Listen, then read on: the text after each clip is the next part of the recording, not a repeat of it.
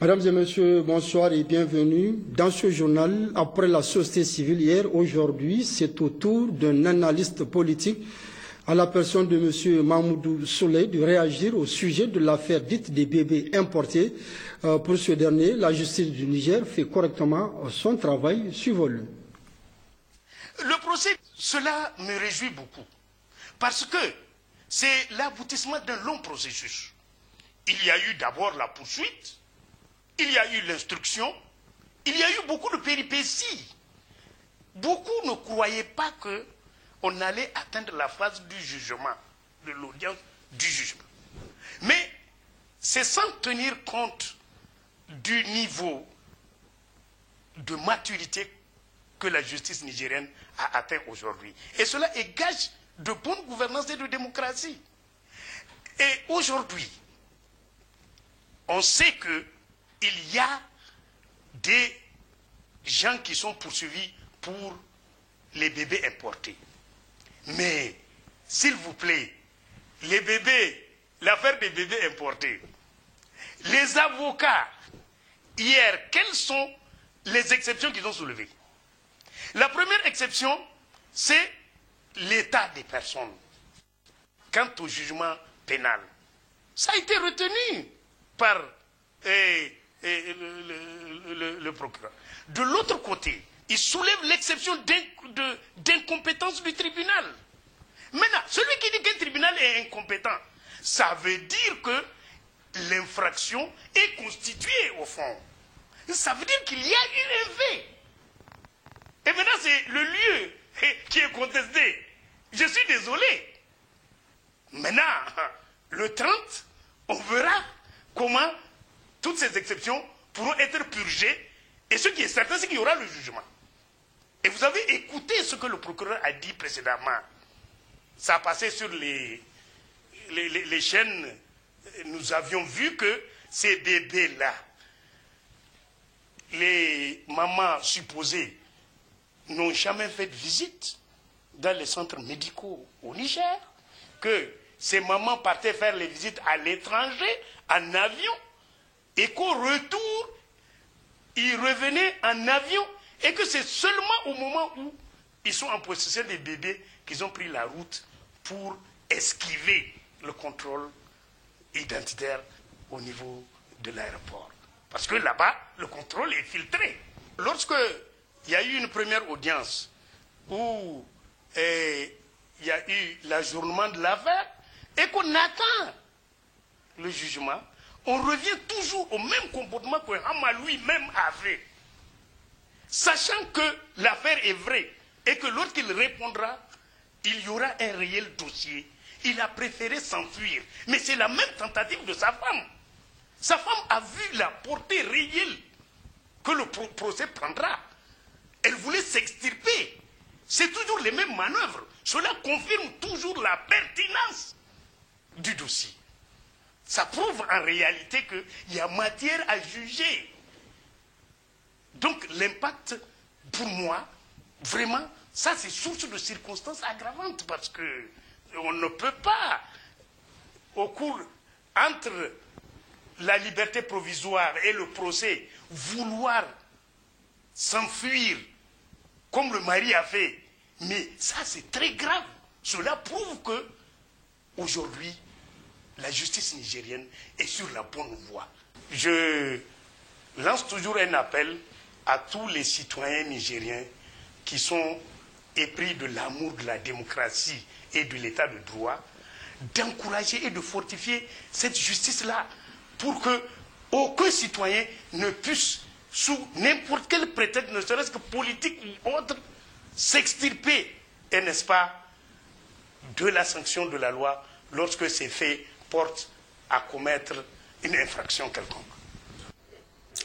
Et puis ces images que vous n'auriez dû pas voir, mais par sa curiosité et sa diligence, Monsieur Insolite de la Maison a su enregistrer en catimini les faits et gestes cocasses de ses collègues, tout en ne perdant pas de vue certains membres du gouvernement. Et après un an de fouine, il est parvenu à une compilation que vous suivrez en fin de journal dans ce qu'on appelle le bêtisier de l'année.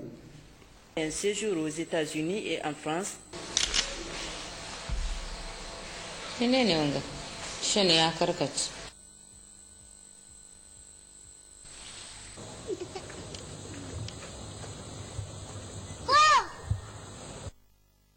Rendez-vous donc en fin de journal pour le bêtisier de l'année. La suite de ce journal, dans le cadre de la mise en œuvre de l'approche commune de convergence volet service public ambulant, le haut-commissaire à la modernisation de l'État était vendredi dernier dans le département de Ngourti afin de s'enquérir du niveau d'opérationnalité du véhicule mis à la disposition de cette entité par son institution avec l'appui de la coopération française. Compte rendu Abdraman Boukari et Abdraman Maazou.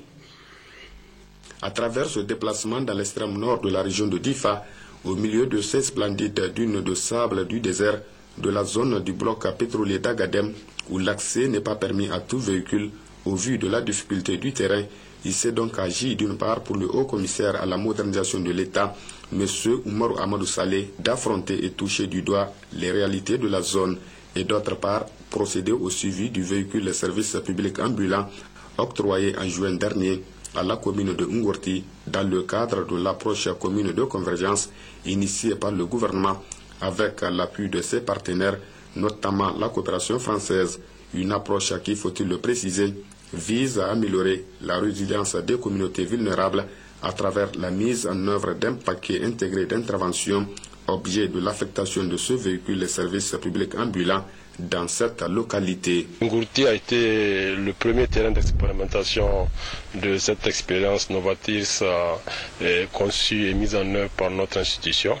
Et donc il était tout à fait normal au moment où nous nous apprêtions à le mettre en œuvre dans cette mairie des zones nomades que nous venions nous enquérir des conditions de déroulement de cette expérience. La rencontre d'échange et de partage sur ce véhicule de service public ambulant afin de dégager les résultats déjà obtenus, mais aussi et surtout recueillir des suggestions allant dans le sens d'assurer l'efficacité et la crédibilité de ce service public ambulant, a été donc l'occasion pour les différents intervenants de saluer de vive voix la mise en œuvre de cette approche qui, selon eux, a du coup rapproché davantage les communautés rurales de l'administration et des services publics de l'État, et ce, tel que prôné par la décentralisation. Ce véhicule a été utilisé comme ambulance. Ce véhicule a été utilisé comme service pour le service technique de l'État. Ce véhicule a servi à tout. Ce véhicule nous a permis de nous rapprocher du contribuable. Vraiment, c'est un grand atout que la commune ait ce véhicule aujourd'hui. Globalement, ce véhicule nous a été très utile et il a joué vraiment un rôle très, en tout cas, positif dans la vie donc, de la commune. Nous remercions vraiment les plus hautes autorités donc, de la 7e République dans de telles actions, en tout cas, qui vont dans l'intérêt donc de la population. En effet, au vu des prouesses enregistrées à travers cette initiative d'une utilité certaine, le Haut-Commissariat à la modernisation de l'État entend désormais poursuivre la mise en œuvre de cette approche partout où le besoin s'avère nécessaire. Même au niveau du programme d'activité du G5, c'est l'une des rares activités à être retenue et inscrite au titre du Niger, puisque vous avez vu comment cette commune est enclavée. Pour parcourir 100 km, on y passe 5 heures de temps. Et imaginez que toutes les populations soient un peu dispersées. Et comme vous le savez, le souci premier des plus hautes autorités de notre pays, c'est d'être présent et de faire en sorte que l'État soit représenté sur l'ensemble du territoire, afin qu'aucune population, aucun individu ne se sente marginalisé. Donc plus nous aurons de moyens de transport, plus nous pouvions renforcer la présence de l'État sur l'ensemble du territoire, et ce qui est déjà une bonne chose parce que ça permettra aux uns et aux autres de se sentir considérés, valorisés et pris en compte par la République, ce qui est très important. Reste donc à présent à la commune de Ngourti de pérenniser et consolider ses acquis, mais aussi et surtout à s'approprier davantage ce véhicule mis à sa disposition. La ministre de la Population, de la Promotion de la Femme et de la Protection de l'Enfant a procédé hier à Dogondouchi au lancement des activités de la crèche du complexe scolaire privé Kananta que Boubacar Oumarou a mis à la disposition des populations, compte rendu Maman Amadou et Harissou Garba. Plusieurs interventions ont marqué la cérémonie de lancement de cette crèche du CSP Karanta. La vice-maire de Dogondouchi et la directrice du centre ont remercié le fondateur du complexe de son initiative pour la création de cette crèche et ont invité les parents à inscrire leurs enfants. Le secrétaire général de la préfecture de Dogondouchi, M. Salifou Hamidou Moumouni, a dans son discours de bienvenue exprimé sa satisfaction aux promoteurs de cette initiative qui a toujours œuvré dans le cadre du développement du sport en particulier et du développement socio-économique de l'Arewa en général. Le fondateur du complexe scolaire privé Karanta, M. Boubacar Oumarou, a remercié tous ceux qui ont contribué à la conception et à la réalisation de cet ambitieux projet qui est désormais une réalité. Cependant, c'est la toute première crèche créée dans la commune urbaine de Dogondouchi. Donc, nous nous sentons investis dans la lourde responsabilité de réussir et de contribuer ainsi au bien-être des enfants de notre communauté. Pour votre compréhension, l'origine du mot Karanta vient du surnom de mon grand-père, Feu El Hadj Maman Abbas Chidi Dakara. Et cherchant un mot dérivé proche de l'enseignement, j'ai retenu Karanta, qui veut dire en Hausa Li. Dans son discours de lancement, la ministre de la Population, de la Promotion de la Femme et de la Protection de l'Enfant, Dr Mekibi Kadidiatou Dandobi, a rappelé les réflexions qu'envisage son ministère sur les opportunités qu'offre ce secteur. À ce titre, notre département ministériel envisage d'entamer des réflexions sur les opportunités de mettre en contact les personnes âgées en tant que dépositaires séculaires du patrimoine culturel et dotés d'un capital de sagesse et d'expérience, de mettre donc ces personnes âgées en contact avec leurs petits-enfants. Donc cela afin de faire bénéficier aux enfants inscrits dans des crèches nos valeurs sociales et culturelles dont leurs grands-parents sont toujours les garants et les dépositaires, rôle qu'ils ont toujours su jouer, même si de nos jours, très malheureusement, ce rôle est en perte de vitesse. Mesdames et messieurs, faisant remarquer que votre complexe scolaire privé, que nous souhaitons être un outil qui participe à la prise en charge de l'éducation de nos enfants, cache une très grande signification. En effet, lorsqu'on dit Karanta en Hausa, on dit Ikra en arabe. Et Ikra, ce mot simple mais plein de sens, est source coranique et de source coranique.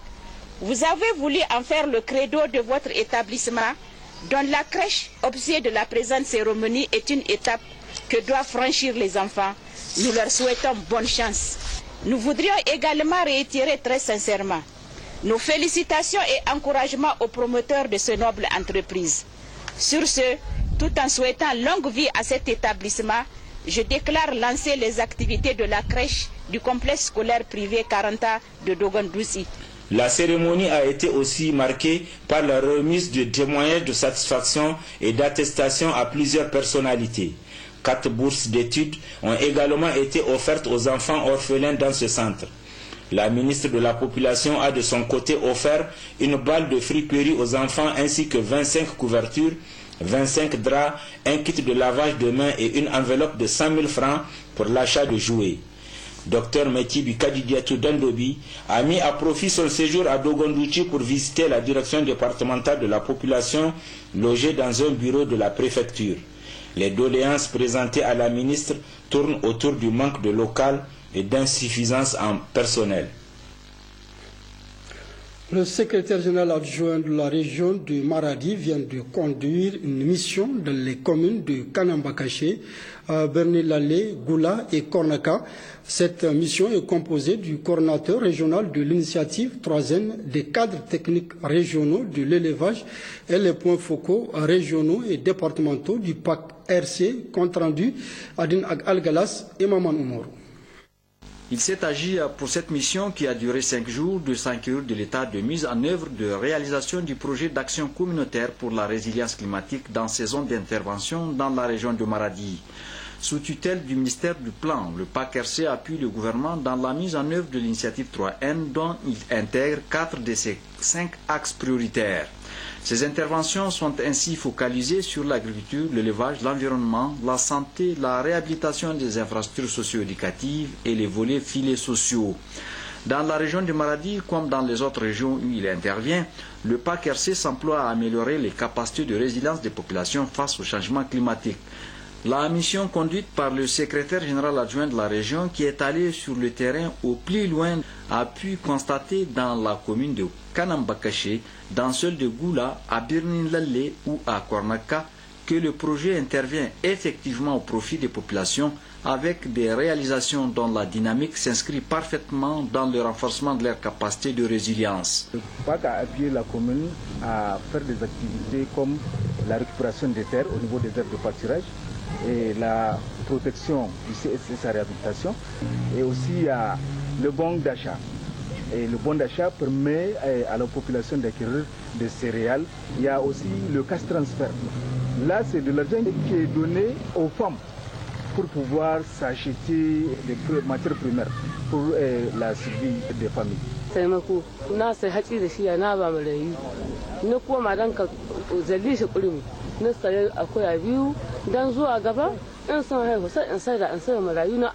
C'est le PAC-RC qui nous a fait confiance, qui nous a livré les moyens, et c'est ça le résultat. Et ça, en termes d'impact, ça fait 50 hectares traités. Aujourd'hui, nous n'avons aucun sida cortifolia. Il faut noter qu'à l'issue de cette mission et après une réunion de synthèse, l'on a capitalisé les acquis des réalisations ainsi faites au profit des populations dans le cadre du renforcement de leur résilience face aux multiples défis liés au changement climatique. Les gens ont été bien encadrés, mais c'est la gestion où nous pensons qu'il faut mettre l'accent. Et nous estimons que cette nouvelle condition va permettre de booster un peu le projet. Le PAC-RC contribue de façon significative à la mise en œuvre du plan d'accélération de l'initiative 3N. Et en tant que projet, il vise à soutenir le plan de développement communautaire dans 38 communes à travers le Niger. C'est pourquoi les populations bénéficiaires n'ont pas manqué d'exprimer leur gratitude aux partenaires et en particulier à la Banque mondiale. L'hôpital de district de Tillabéri abrite depuis samedi dernier un camp de chirurgie de la cataracte. Plusieurs malades seront consultés et pris en charge gratuitement. En reportage Abdoulaye Soumana et Amadou Ibrahim.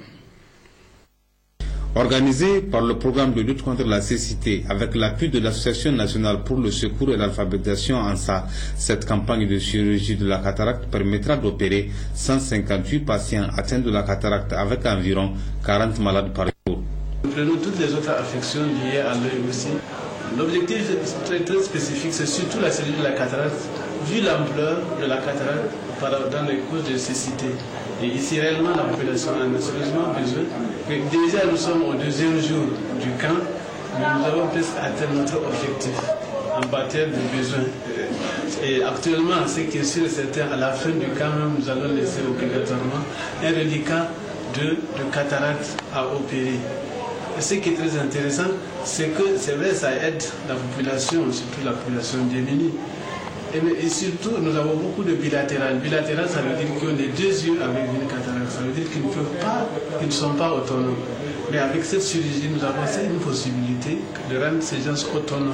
Le président de l'Association nationale pour le secours et l'alphabétisation a visité la salle de consultation, la salle de préparation et le bloc opératoire en vue de se rendre compte du déroulement de cette opération. À toutes les étapes, Mohamed Abouradi a félicité les équipes et rappelé l'objectif poursuivi par son association, mais aussi les importants efforts déployés pour soutenir les populations vulnérables. Il a réitéré ses sincères remerciements à tous ceux qui les soutiennent dans la mise en œuvre de leurs activités. Les bénéficiaires de cette opération ont quant à elles exprimé leur reconnaissance à l'Association nationale pour le secours et l'alphabétisation qui intervient à Tillabéri depuis 2011. Dieu merci, ça fait longtemps que je souffre de problèmes visuels. J'ai eu l'information hier et je suis venu. J'ai eu l'opération sans difficulté. L'opération et les médicaments sont gratuits grâce à l'Association nationale pour le secours et l'alphabétisation. Je prie Dieu pour qu'il leur reconnaisse ce bienfait. Cette opération se poursuivra jusqu'au 8 janvier 2015. Les manifestations entrant dans le cadre du festival Jam for Peace ont pris fin mercredi dernier.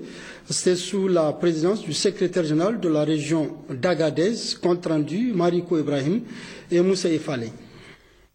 Ces rencontres avec les populations locales entre les différentes régions du Niger, de l'Afrique et d'ailleurs sont souhaitées pour réunir toutes les sensibilités autour d'un même élan, celui de la paix, et contribuer à sensibiliser la jeunesse nigérienne.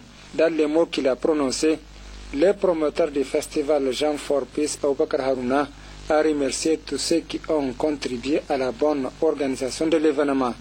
Les artistes ayant pris part au festival n'ont pas caché leur entière satisfaction. Le secrétaire général de la région d'Agadez, Adam Halidou, s'est exprimé en ces termes. Nous avons compris que la diaspora d'Agadez au niveau de l'Europe est en train de penser et d'avoir une vision au niveau de notre région. Et quand nous voyons derrière nous cette colonne qui est en train d'amorcer son atterrissage sur la mosquée d'Agadez, cette mosquée de paix, de culture, et nous ne ferons que dire à cette colonne, alors il faut atterrir, et que le pic de cette mosquée se serve de mirador pour voir véhiculer ce message de la paix à travers l'Aïe, le Tafasasset, le Kawa, le Tamesna, l'Irazer et sur l'ensemble du Niger. Le CSI Wadata de Konni a servi de cadre hier matin à la cérémonie de remise d'un don composé de 100 matelas, œuvre de l'association ADCN Hadinkai, au profit des formations sanitaires du département de Birnin-Konni. C'était sous la présidence du préfet de Konni. Compte rendu Asma Tijani et Laolissini. ADCN Hadinkai, entendait par là Association pour le développement des communes du Niger. Elle est composée des membres fondateurs, actifs, donneurs ou bienfaiteurs, tous ressortissants de Birnin-Konni. Née en mai 2014, l'ADCN Hadinkai s'est fixé comme objectif d'œuvrer au développement durable des communes afin d'améliorer les conditions de vie des populations dans les villes et villages du département de Birnin-Konni. Le lancement de ces activités, ici même à Konni, ce samedi 3 janvier 2015, vient amorcer et matérialiser à la base le démarrage effectif des activités de la dite association. D'où cet important don, constitué de 100 matelas au profit des formations sanitaires de Birnin-Konni. Ce geste combien louable vient à coup sûr renforcer les capacités d'hospitalisation des malades admis dans les centres de santé de Konni.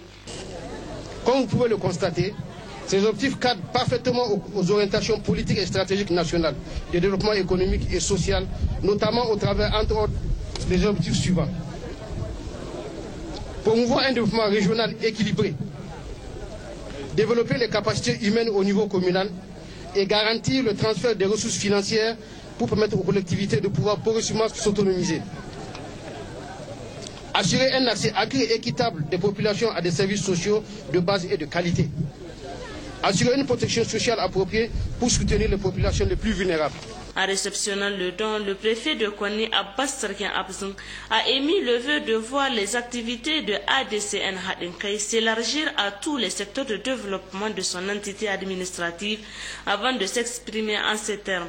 Les besoins de nos formations sanitaires sont si importants que nous ne pouvons pas laisser à la seule charge de l'État. Et c'est pourquoi toute contribution de quelque nature qu'elle soit est la bienvenue. Cet appui n'a pas laissé indifférent l'honorable chef de canton de Konni, Mohamed Salifou. Elle a une envergure nationale et puis tout le monde peut contribuer, que tu sois à Niamey, à l'extérieur de Niamey comme à Konni, pour développer d'abord le département de Konni et l'ensemble du territoire national. Cette cérémonie riche en animation a été sanctionnée par une visite à l'hôpital de référence de Konni où les membres de l'association ont recueilli plusieurs doléances. Célébration hier samedi à Dankassari du 50e anniversaire de l'école de Kormgomé, suivi de la remise d'un don symbolique de fournitures scolaires offertes par les anciens élèves du dit établissement, compte rendu Ousmane Abdou et Moro Abdou. L'école primaire de Korongomé a été créée en octobre 1964 avec un effectif de 82 élèves, dont 24 filles, originaires de 10 villages, à savoir Korongomé, Korongomépel, Kolmei, Kamrei, Dogontapti, Araki, Dankasari, Kolfa, Maraki et Nakigaza. L'école avait été transférée de Korongomé à Dankasari en 1973 pour devenir école primaire de Dankasari en 1996. En 50 ans, cette école a contribué à la formation de beaucoup de cadres dans différents domaines et plusieurs d'entre eux se sont retrouvés pour la célébration du 50e anniversaire. Plusieurs orateurs se sont succédés, le chef de village de Dankasari et le directeur de l'établissement, qui ont parlé de l'évolution de l'école de sa création à ce jour. Une école d'un effectif de 701 élèves, dont 373 filles, sans clôture, avec seulement 60 tables bancs pour 14 classes. Le représentant du comité d'organisation, M. Issa Namata, a lui mis l'accent sur la contribution de l'école dans la formation de plusieurs cadres dans plusieurs domaines. Il a rendu un hommage mérité aux enseignants qui se sont succédés avant de solliciter auprès des autorités administratives et académiques afin de continuer à accompagner ces braves enseignants dans cette noble mission. Le maire de la commune rurale de Dankasari et le secrétaire général de la préfecture de Douchi ont tous évoqué les efforts du gouvernement de la 7e République dans le domaine de l'éducation. Ils ont lancé un appel aux parents d'élèves pour une contribution, tout comme les anciens élèves de Korongomé, quant à la bonne marche de cette école. Le comité d'organisation a remis un don symbolique de matériel scolaire au directeur de l'école avant de faire découvrir la plaque de l'école de Korongomé, devenue école primaire de Dankasari. Une photo de famille a sanctionné la fin de cette cérémonie. Le ministre de Nassara a célébré hier soir l'élection de Amadou Salifou à la présidence de l'Assemblée nationale. C'était lors d'un dîner qui a vu la participation de plusieurs personnalités, parmi lesquelles le Premier ministre chef du gouvernement, Brigitte Rafini.